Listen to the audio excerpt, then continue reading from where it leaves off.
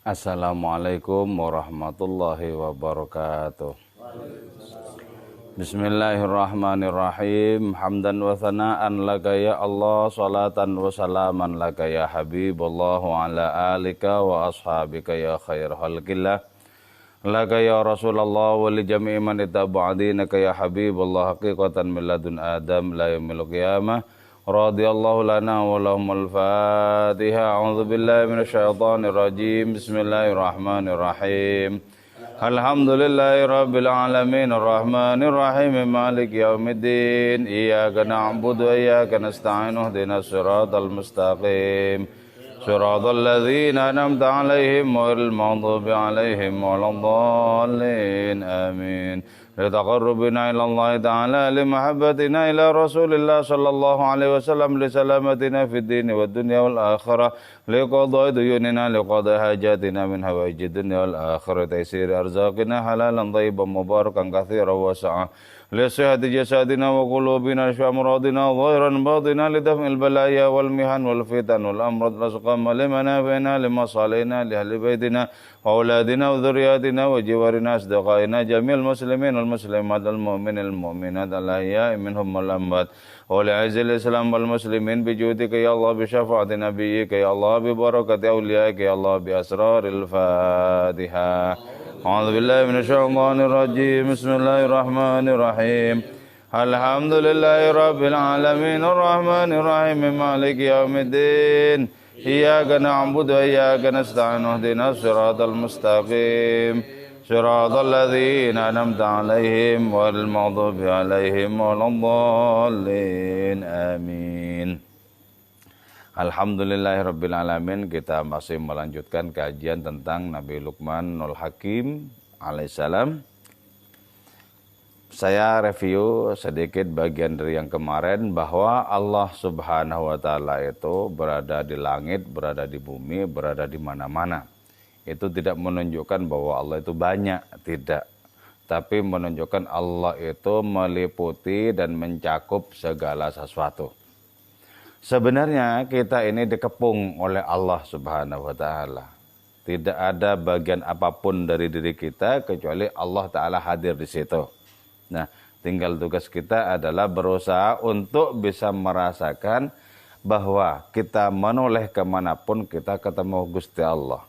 Tinggal kita belajar merasakan bahwa pada denyut nadi kita, detak jantung kita, Allah hadir di situ. Pada penglihatan kita, pada pandangan kita, pada pendengaran kita, Allah juga hadir di situ.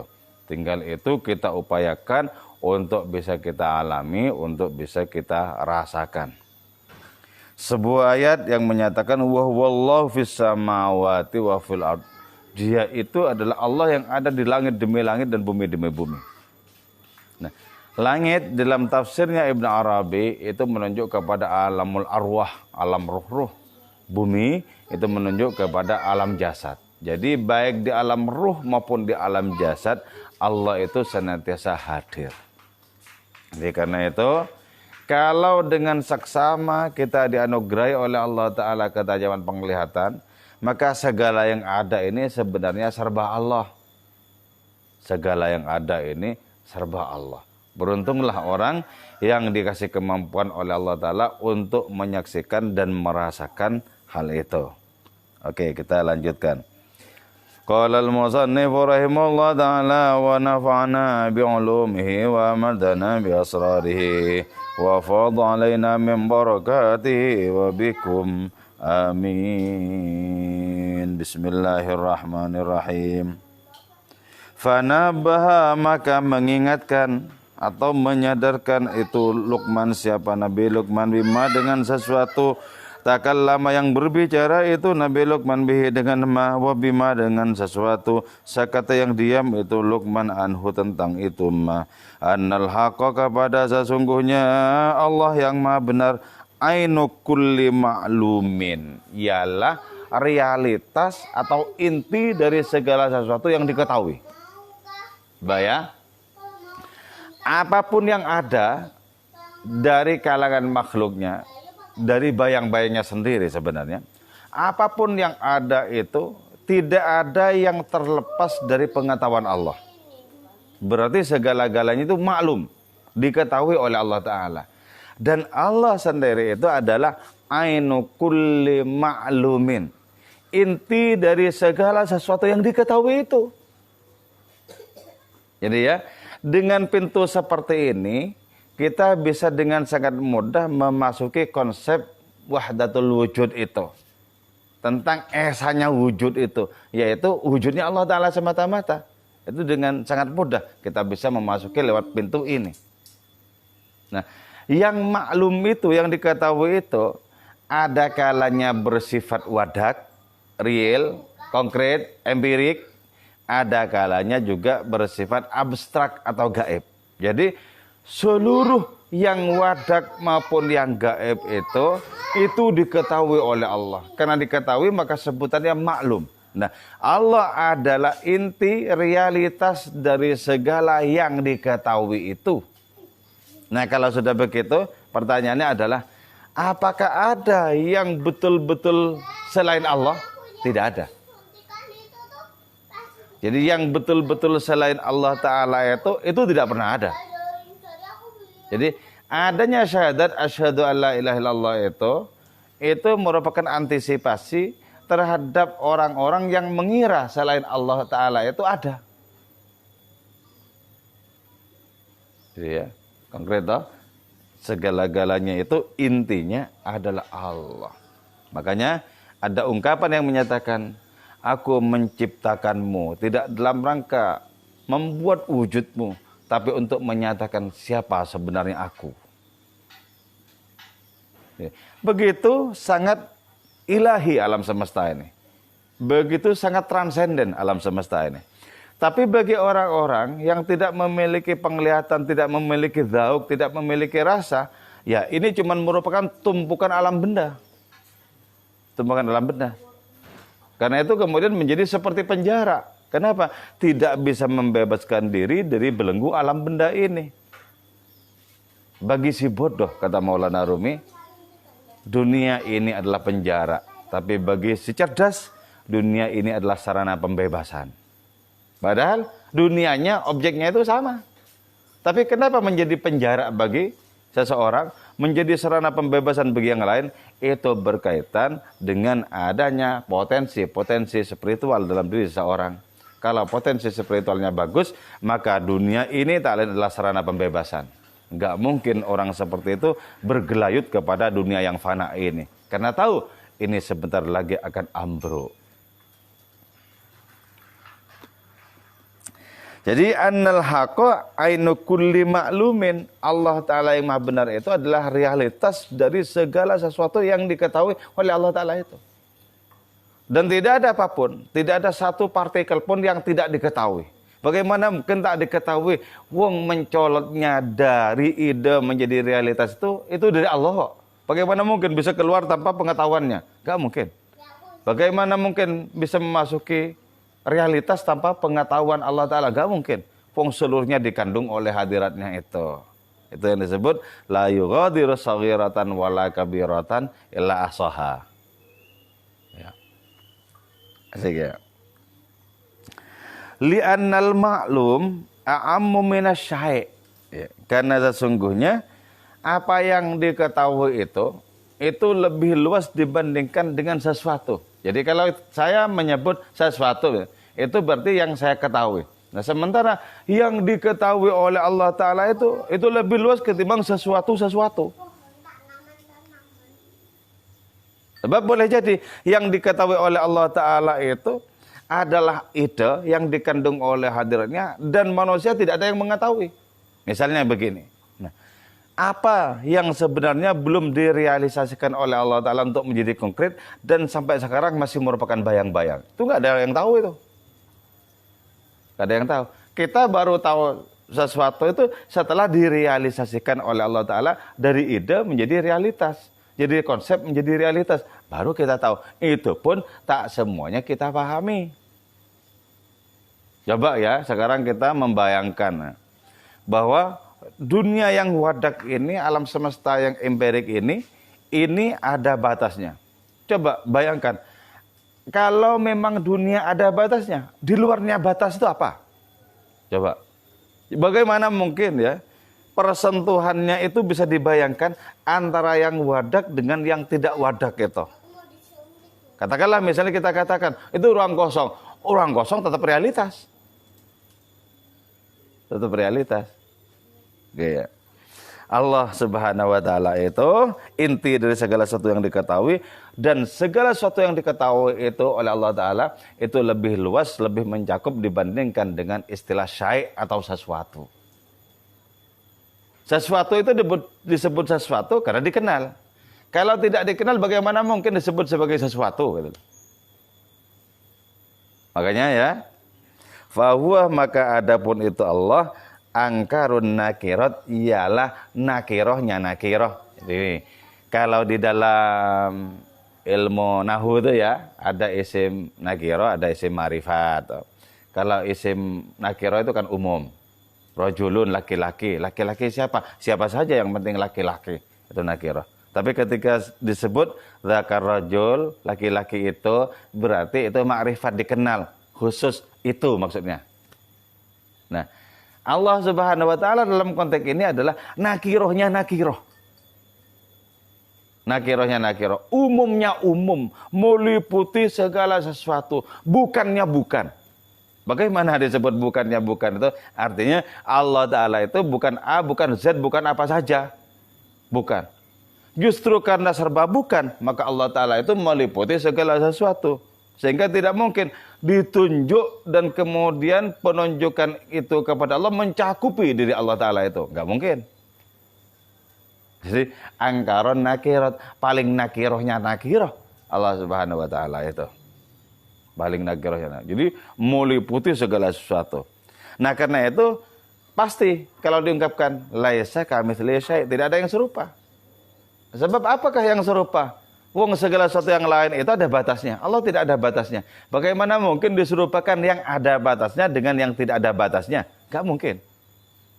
Tapi walaupun Allah Ta'ala meliputi segala sesuatu, Allah Ta'ala itu mutlak transenden, tapi lihatlah bagaimana Allah itu legowo menyambangi makhluk-makhluknya yang terbatas. Berbelas kasih kepada hamba-hambanya yang kelewer-kelewer, yang terbatas, yang gak ada apa-apanya itu. Sambangi. Sehingga kita merasakan berpuasa nikmat karena kita disambangi oleh kemurahannya. Kalau kita tidak disambangi oleh Allah Ta'ala, maka kita pasti tidak berpuasa. Disambangi. Ya, karena itu, bukalah lebar-lebar pintu kekaguman kepada Allah. Allah hebat, hebat, hebat. Jadi, kalau kita sudah mulai melempem, layu dan lain semacamnya, buka lagi pintu itu agar kagum. Orang itu tidak khusyuk dalam beribadah karena tidak ada kekaguman. Dianggapnya biasa-biasa saja, tidak ada kekaguman. Coba ketika muncul kekaguman, itu suntuknya menjadi sangat mengharukan, fokusnya kagum soalnya. Jadi karena itu, jangan mau kita dibelenggu oleh klise-klise itu loh. Oleh adanya keadaan jenuh dan lain sebagainya, jangan mau dibelenggu oleh itu. Jadi harus kita itu penasaran terus, takjub terus kepada Allah Ta'ala.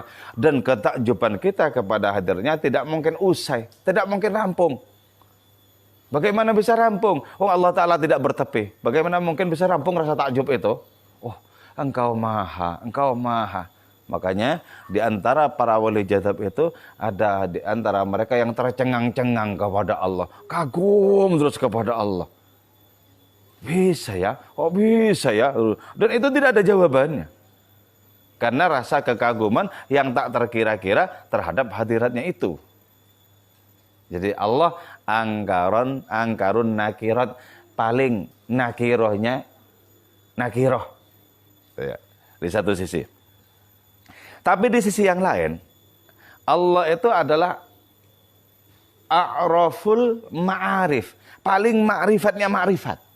Jadi kalau tadi kan rajulun dan ar-rajul. Rajulun laki-laki, setiap laki-laki. Ar-rajul laki-laki itu. Nah ini kan ar-rajul laki-laki itu menunjuk kepada orang kan ma'rifat dikenal. Nah Allah Ta'ala itu a'raful ma'arif. Paling dikenalnya yang dikenal. Yalah. Konon ya Imam Sibawayh itu ahli nahwu. itu menjadi selamat dan dimuliakan oleh Allah Ta'ala dalam kubur, karena beliau pernah menyatakan bahwa lafaz Allah itu paling ma'rifatnya isim. Lafaz Allah itu paling ma'rifatnya isim. Jadi di sini berarti apa? Allah berada pada dua tepi yang sama-sama tidak terbatas. Di satu sisi paling nakirohnya nakiroh. Ya. Paling nakirohnya nakiroh.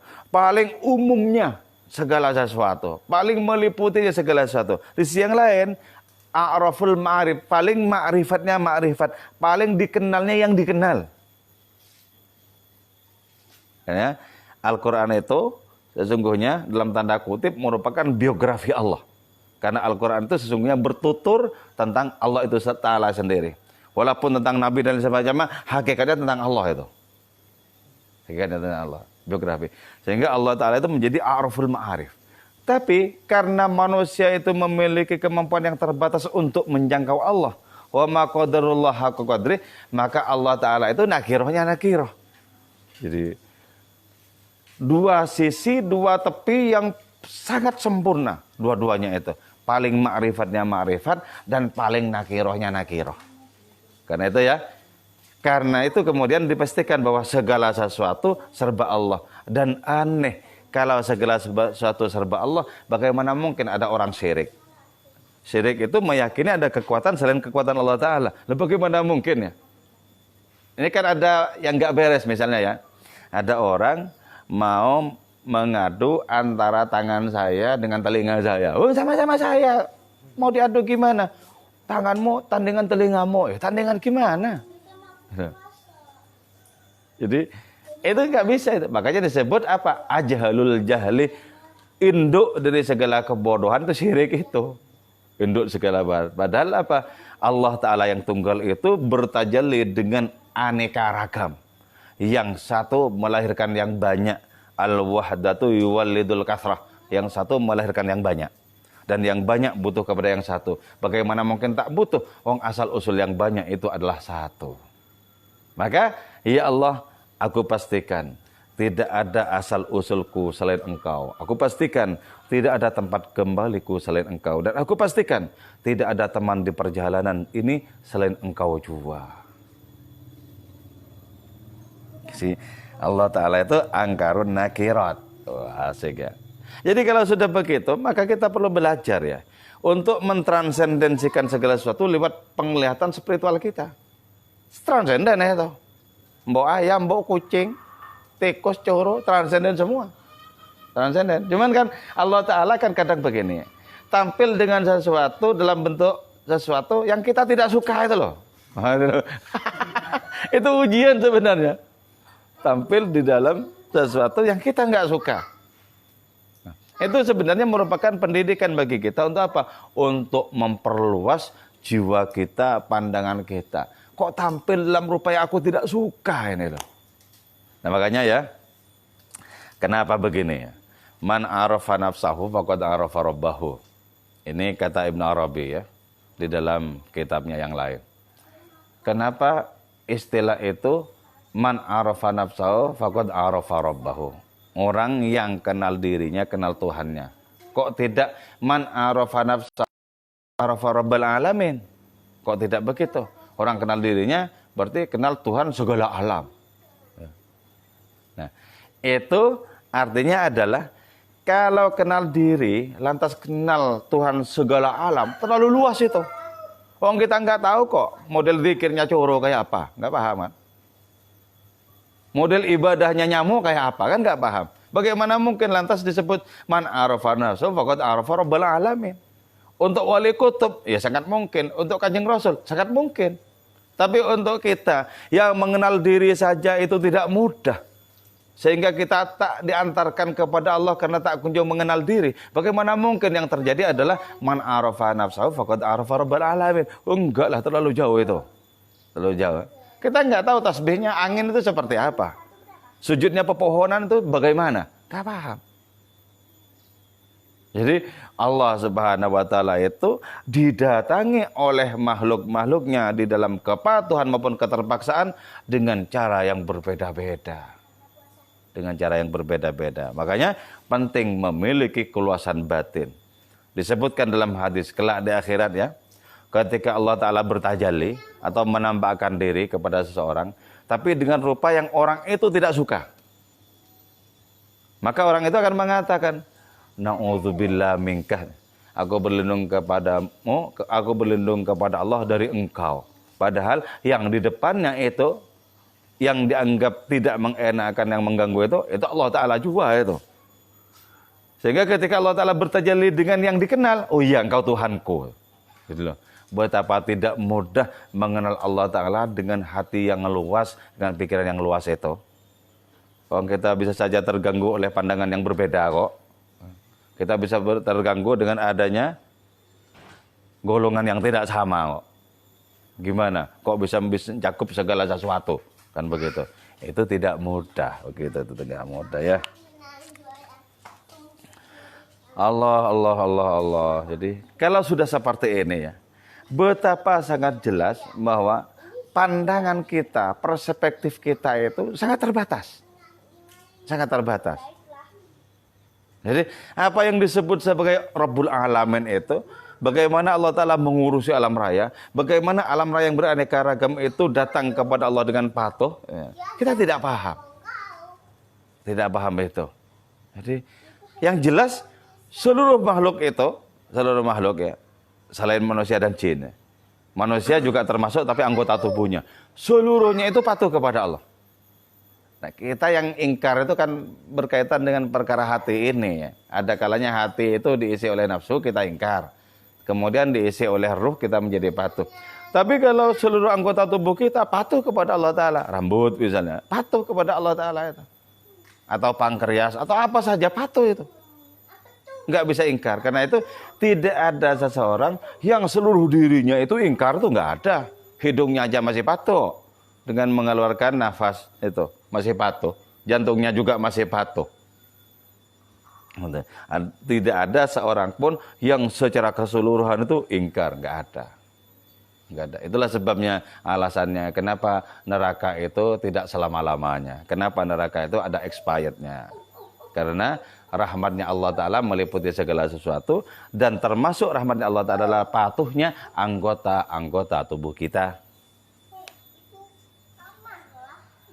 Dalam hadis disebutkan ya, ketika Allah Subhanahu wa Ta'ala mencelupkan kakinya di neraka, neraka bilang, takudu kot, cukup. Artinya cukup apa? Di saat itulah, kata Syekh Abdul Karim Al-Jili dalam kitab Al-Insanul Kamilnya itu, di saat itulah neraka itu kehilangan siksanya, kehilangan pedihnya. Dan kata-kata azab berubah menjadi azbun. Azab siksa, azbun itu lezat. Jadi dari akar kata yang sama. Jadi betapa sangat mudah bagi Allah Ta'ala merubah siksa menjadi kelezatan. Hadza azbun furatun sa'irun syarabuhu wa hadza milhun ujaj. Angkaron nakir. Hebat ya. Kita bisa memahami, kita bisa merasakan Allah Ta'ala itu paling nakirohnya nakiroh. Wah, enak sekali itu. Enak sekali. Paling nakirohnya nakiroh. Karena itu yang perlu kita tahan itu apa? Kita tahan. Ketika mau membaca Allah pada sesuatu yang kita tidak suka, lantas kita gemes, kita menutup diri. Itu harus kita tahan. Kan gemes. Tapi sesungguhnya juga Allah Ta'ala hadir di situ. Bagaimana? Kita yang merupakan pengejawantannya menjadi benci kepada pengejawantannya yang lain. Kan itu. Pernahkah mawar-mawar itu benci kepada durinya sendiri? Tentu saja tidak. Ya.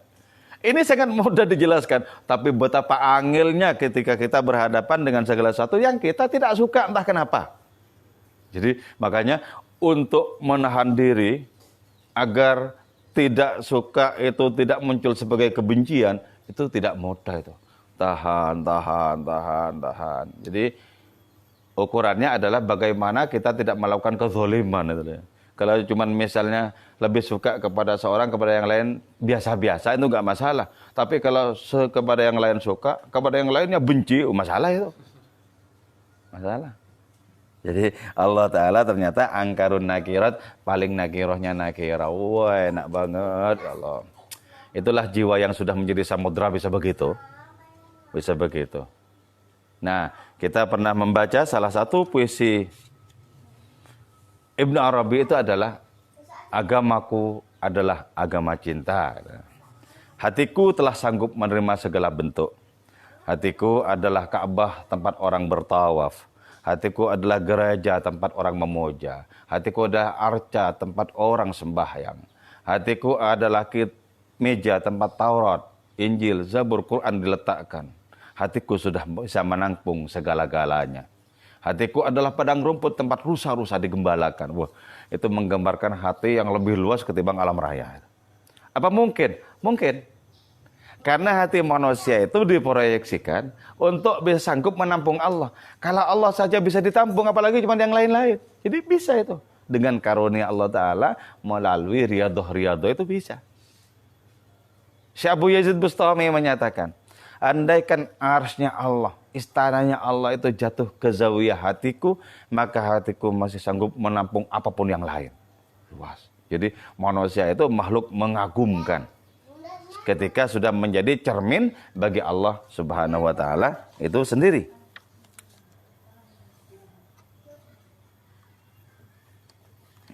Thumma tammamal hikmah wastaufaha. Oke.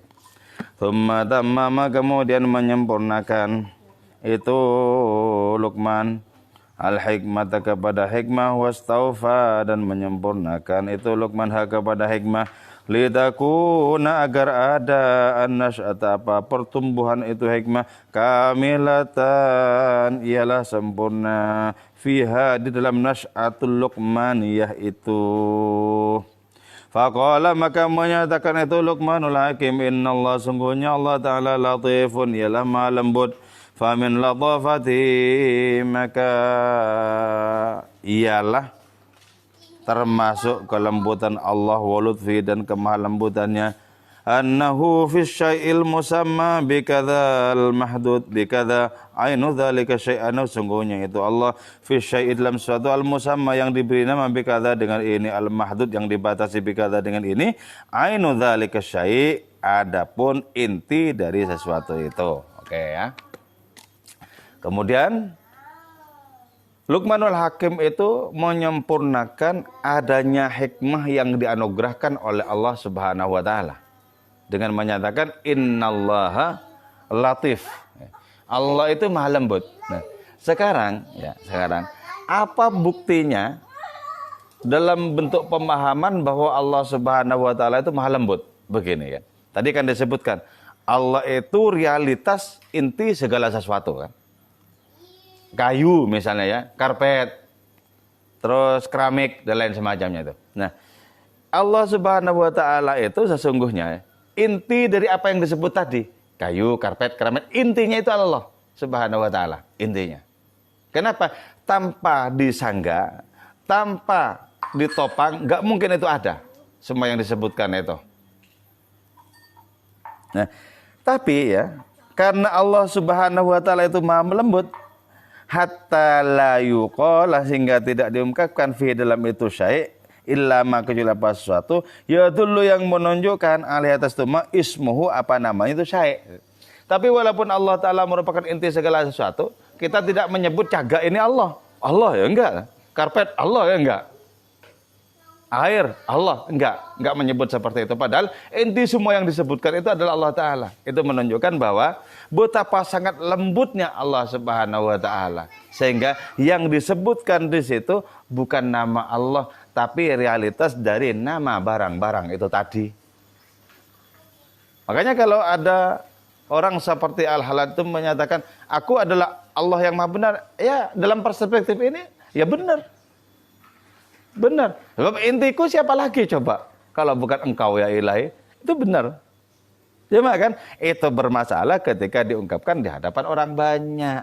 Bermasalah.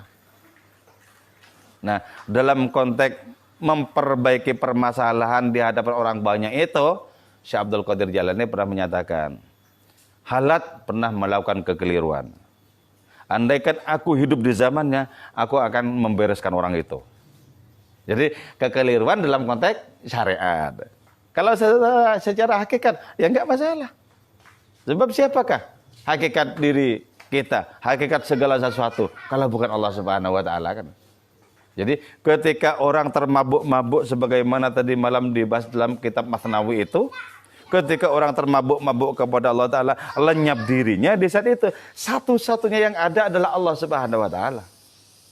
Sudah tidak ada jarak lagi, kecuali dua jarak yang disebut sebagai qaba qausain. Sejarak dua busur panah, ai qausail ujub wal imkan. Jadi Nabi itu adalah makhluk yang nisbi. Tapi nisbi yang paling dekat dengan yang mutlak. Jadi yang membatasi itu cuma dua garis. Garis mutlaknya Allah dan garis nisbinya Nabi. Jadi Allah Ta'ala yang mutlak paling dekat kepada nisbi yang paling dekat kepada hadiratnya. Siapa nisbi yang paling dekat kepada hadiratnya? Yaitu Kanjeng Rasul Muhammad SAW. Terus pertanyaannya begini. Kalau memang Nabi paling dekat, paling mencerminkan kehadiran Allah Subhanahu Wa Ta'ala, kenapa Nabi kok tidak menyatakan Maha Suci aku seperti Syekh Abu Yazid atau seperti Halat An-Al-Haq? Kenapa? Kok Nabi malah berdoa sampai akhir hayatnya, Rabbi zidni ilma atau Rabbi zidni tahayyuran, Rabbi arinal asya' kama hiya alaih dan lain semacamnya. Karena Nabi itu adalah wadah yang tangguh dan luas tak terkira-kira. Sehingga ketika dituangi anggur demi anggur rohani, anggur demi anggur cinta, tak mabuk-mabuk beliau sebagaimana para sufi yang hanya merupakan cangkir-cangkir rohani yang sangat kecil. Ketika dituangi satu teko saja, maka meluap termabuk-mabuklah dia. Jadi sudah jelas ya bahwa segala satu sekeliling kita, bahkan diri kita ini transenden. Semuanya transenden. Tinggal kita bagaimana mengolah rasa, terus mengolah rasa begitu, mengolah rasa. Jadi walaupun Allah Subhanahu Wa Ta'ala merupakan inti dari segala sesuatu, tapi segala sesuatu tidak disebut Allah. Ya ini tetap saja HP, tetap saja mobil, motor, nggak disebut Allah Ta'ala. Padahal orang gila bisa mengatakan apa itu Allah, apa Allah. Seperti orang yang majdzub yang mengatakan dia, itu apa yang kau jemur dia. Terus yang kau asa-asa apa dia semuanya. Itu berarti apa? Sudah gugur seluruh makhluk dari pandangannya. Saqatal khalqu fi ainihi. Makhluk itu sudah gugur dari pandangannya. Karena itu tidak mungkin ada tindakan atas nama makhluk atau tidak enak kepada makhluk. Gak mungkin. Sebab makhluk-makhluk sudah gugur. Jadi itu enak ya. Jadi orang seperti itu menjadi sangat merdeka. Ketika makhluk-makhluk tidak sanggup membelenggunya, sedikit pun tidak sanggup membelenggunya. Hebat ya. Kenikmatan luar biasa bisa begitu, merdeka itu artinya. Merdeka. Karena itu tambatlah hatiku ya Allah, rebutlah hatiku ya Allah hingga aku merdeka dari segala yang lain. Dan aku putus asa dari apapun yang lain. Bitawatu dengan kesepakatan wal istilah dan sebutan. Jadi kan jaga, kenapa disebut jaga? Ya kesepakatan saja, sebut saja jaga. Kenapa tandem kok disebut tandem? Ya kesepakatan itu namanya tandem. Pengapit benda-benda berat sebenarnya. Kenapa disebut kalvanom? Ya sebut saja begitu. Jadi rata-rata nama segala sesuatu itu arbitrer, artinya sewenang-wenang, nggak ada alasannya. Jadi misalnya menyebut ini meja, kok disebut meja? Enggak usah tanya-tanya, sebut aja. Bitawatu dengan adanya kesepakatan. Jadi karena itu kalau awal-awal belajar filsafat, mahasiswa-mahasiswa baru itu bilang, loh tembok itu enggak putih, terserah aku, malah aku nyebut merah ya merah itu. Ya terserah. Itu namanya arbitrer, rata-rata tidak ada alasannya. Kecuali nama-nama orang yang namanya itu menjadi doa, itu baru ada. Banyak juga nama orang yang tidak ada alasannya. Kenapa disebut ini? Ya nggak ada yang lain itu aja. Nggak pakai alasan. Makanya fayuqalu, maka dikatakan hadza, adapun ini samaun ialah langit, wa ardun dan bumi, wa sakhratun dan batu besar, wa syajaratun dan pohon, wa hayawanun dan hewan, wa malakun dan malaikat, wa rizqun dan rezeki, wa dha'amun dan makanan. Walhal, padahal kondisi sesungguhnya annal aina wahidatun min kulli syai'in, Sesungguhnya realitas hakiki itu satu sebenarnya. Jadi loh, pinternya Allah itu ya, satu muncul dengan aneka ragam sehingga dikira berbeda-beda. Ini, padahal ya semuanya cuma Allah Ta'ala semuanya sebenarnya. Satu itu. Jadi itu untuk apa? Untuk menguji ketajaman penglihatan kita. Dan aneh, yang sangat aneh adalah ketika yang satu itu muncul dalam bentuk yang banyak, terus yang banyak itu bertarung. Aneh loh. Bukankah sama-sama muncul dari yang satu kok malah bertarung? Ini sandiwara kolosal paling menakjubkan. Coba dalam sejarah umat manusia mana sebuah episode dari sejarah itu yang bebas dari peperangan? Gak ada peperangan. Lantas kita terngongon-ngongon bertanya, apa makna kehendakmu ya Allah? Sungguhnya apa nih makna kehendakmu? Orang-orang sufi menggeleng-gelengkan kepala, nggak paham apa sesungguhnya makna kehendakmu. Tak mungkin kehendakmu itu sia-sia. Gak mungkin. Gak mungkin sia-sia. Wih, Allah ya Allah ya Allah ya Allah. Jadi berbagai macam itu intinya tunggal. Asal usulmu adalah asal usulku. Sama. Jadi dari produksi yang sama ya. Keluar kemudian monyet-monyet, anjing-anjing, babi-babi itu sesungguhnya dari produksi yang sama. Kenapa lantas kemudian kita sengit terhadap anjing, babi dan lain semacamnya. Ujian bagi ketajaman penglihatan kita. Oke ya. Saya kira itu yang saya sampaikan. Insya Allah masih kita lanjutkan besok. Moga-moga panjang umur dalam keadaan sehat walafiat. Moga-moga virus corona segera dilenyapkan oleh Allah Subhanahu wa taala dan kehidupan kita menjadi normal lagi. Amin ya mujibas sailin wal afa minkum. Wassalamualaikum warahmatullahi wabarakatuh.